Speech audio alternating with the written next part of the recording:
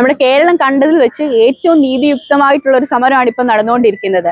ഞങ്ങൾ ഞങ്ങളുടെ ആവശ്യങ്ങൾക്ക് വേണ്ടി ഒരുപാട് സൂചനകൾ കൊടുത്തിട്ട് പോലും ആരും കൺതിരിഞ്ഞു നോക്കുന്നില്ല. അതുകൊണ്ടാണ് ഇപ്പോൾ ഈ നഴ്സുമാർക്ക്, നിങ്ങൾ പറയുന്ന സോക്കോൾഡ് മാലാകമാർക്ക് ഇവിടെ ഈ നിരത്തിൽ ഇറങ്ങി നിൽക്കേണ്ട അവസ്ഥ വന്നത്.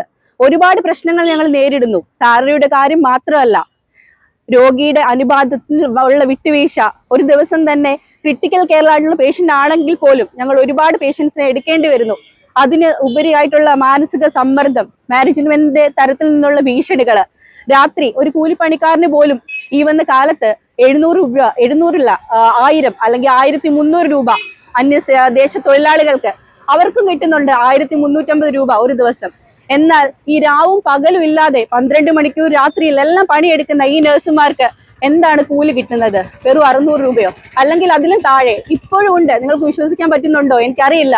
600ഉം 800ഉം ഒക്കെ രൂപയ്ക്ക് ജോലി ചെയ്യുന്ന ഒരുപാട് നഴ്സുമാരുണ്ട്. 6000 മുതൽ തുടങ്ങുന്നുണ്ട് നഴ്സുമാരുടെ കൂലി. അവർക്ക് വേറെ വഴിയില്ല. ഞങ്ങൾക്ക് ഞങ്ങളുടെ സ്വന്തം നാട്ടിൽ നിൽക്കാൻ തന്നെയാണ് താല്പര്യം. എന്തിനാണ് ഞങ്ങളിങ്ങനെ പ്രേരിപ്പിക്കുന്നത്?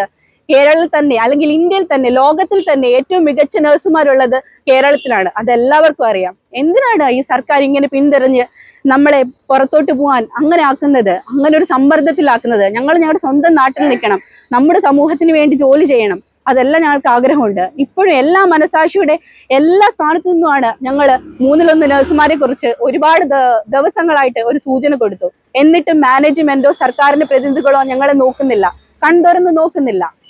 ഇപ്പോ ഒരുപാട് രാത്രികൾ പണിയെടുക്കുന്നു. നിങ്ങൾക്കറിയാമോ, ഏതൊരു പ്രൊഫഷൻ ഉണ്ട് ഒരു ദിവസം അല്ലെങ്കിൽ ഒരു മാസം 8 നൈറ്റുകളാണ് മാക്സിമം, അല്ലെങ്കിൽ അതിൽ കൂടുതൽ ഞങ്ങൾ എടുക്കേണ്ടി വരുന്നത്. 12 നൈറ്റ് വരെ എടുക്കുന്ന നഴ്സുമാരുണ്ട്, അല്ലെങ്കിൽ ചില ഹോസ്പിറ്റലുകളുണ്ട് ചെയ്യുന്നത്. അപ്പോ ഒരു വർഷം എത്ര നൈറ്റാണ് ഒരു നഴ്സ് ചെയ്യുന്നത്? 100.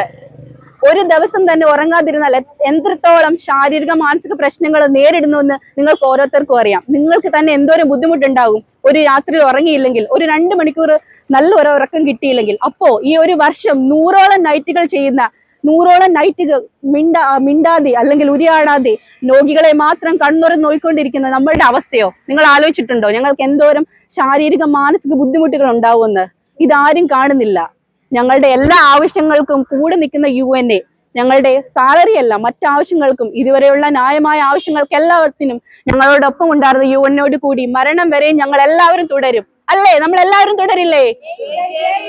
ജയ് ജയ് UNA. സമരം ഞങ്ങൾ കടുപ്പിക്കുന്നു.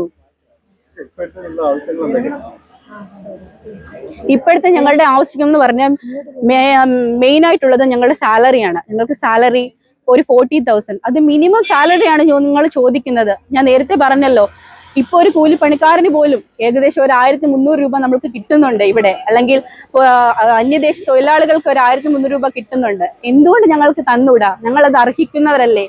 ഞങ്ങൾക്ക് ആരോടും ദേഷ്യമില്ല, ആരോടും വെറുപ്പില്ല, സർക്കാരിനെതിരെയല്ല, മാനേജ്മെന്റിനെതിരെയല്ല. പക്ഷെ എന്തുകൊണ്ട് ഞങ്ങളെ കാണുന്നില്ല? ഞങ്ങളുടെ ന്യായമായ ആവശ്യമല്ലേ ഞങ്ങൾ ചോദിക്കുന്നത്? എന്തുകൊണ്ട് നിങ്ങൾക്ക് തന്നുകൂടാ? ഇനിയും ഇതിലെ അല്ലെങ്കിൽ താണ് കേണ് ഇനി എങ്ങനെ? ആ മാർഗങ്ങളെല്ലാം ഞങ്ങൾ പരീക്ഷിച്ചു കഴിഞ്ഞു. അവസാനമാണ് ഞങ്ങൾ ഈ നിരത്തിലേക്ക് ഇറങ്ങിയത്. ഇനിയും ഞങ്ങൾക്ക് തളരാൻ പറ്റില്ല. ഞങ്ങൾക്ക് മുന്നോട്ട് തന്നെ പോകണം. ഞങ്ങളുടെ കുടുംബങ്ങളെ നോക്കണം.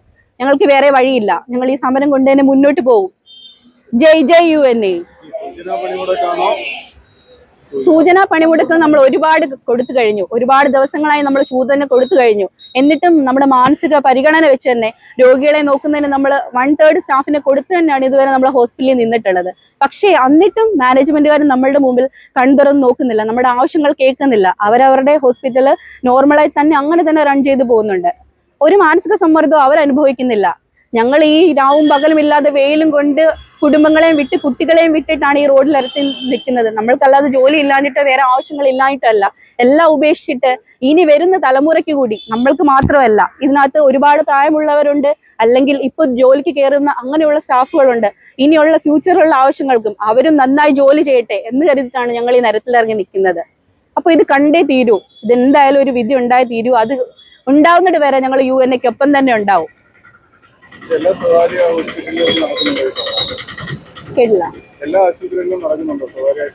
UNA ആക്റ്റീവായിട്ടുള്ള, UNAയിൽ മെമ്പറായിട്ടുള്ള ഒരാളെങ്കിലും UNAയിൽ അംഗത്വമുള്ള ആ ആശുപത്രിയിൽ UNAയുടെ കൂടെ തന്നെ ഉണ്ട്. ഈ സമരം ഞങ്ങൾ മുന്നോട്ട് നടത്തും.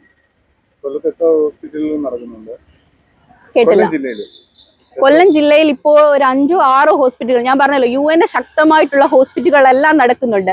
ഇപ്പൊ ഇതുവരെയും UN അംഗമല്ലാത്ത ആളുകൾ പോലും നമ്മുടെ സംഘടനയുടെ ശക്തി അല്ലെങ്കിൽ ഇത്രയും ന്യായമായ ആവശ്യങ്ങൾക്ക് വേണ്ടി സംഘടന ചെയ്തു തരുന്ന കാര്യങ്ങൾ മനസ്സിലോർത്ത് അല്ലെങ്കിൽ കണ്ട് അവരും നിരത്തിലേക്ക് ഇറങ്ങുകയാണ് അവരുടെ ആവശ്യങ്ങൾക്ക് വേണ്ടി. ഒരുപാട് പേടിച്ചിരിക്കുന്നുണ്ട് ആൾക്കാർ. എനിക്കറിയില്ല ഇനിയും എന്താണ്, മാനേജ്മെന്റുകൾ സമ്മർദ്ദവും ഗുണ്ടായുസും ഒക്കെ മൂലം ഒരുപാട് പേര് പേടിച്ചിരിപ്പുണ്ട്. ഞാൻ അവരോട് അഭ്യർത്ഥിക്കുകയാണ് അല്ലെങ്കിൽ പറയാണ്, നിങ്ങൾ ഇനിയും പേടിക്കാതെ മുന്നോട്ട് വരൂ. നമ്മളുടെ ആവശ്യങ്ങൾക്ക് നമ്മൾ മാത്രമേ ഉണ്ടാവുള്ളൂ, നമ്മൾ മുന്നിൽ വന്നേ പറ്റുള്ളൂ.